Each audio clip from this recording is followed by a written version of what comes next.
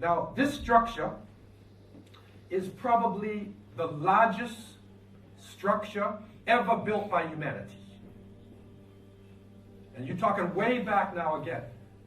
If you can focus on this picture, you see how this is a man here. You see how big the pyramid is? That is a man. This is the size of it. And that's me standing there, right? So you can actually see how big this stone is. Some of these stones, between 2.5 to 70 tons.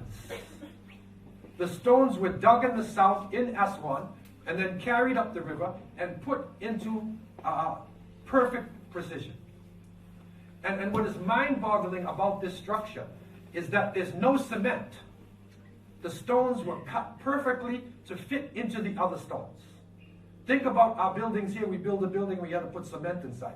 And we level it to try to make it straight. There's no cement in this.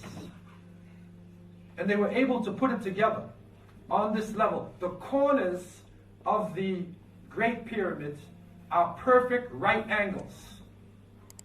All of the elements of geometry, physics, that later on happened in Greece actually had already been developed there.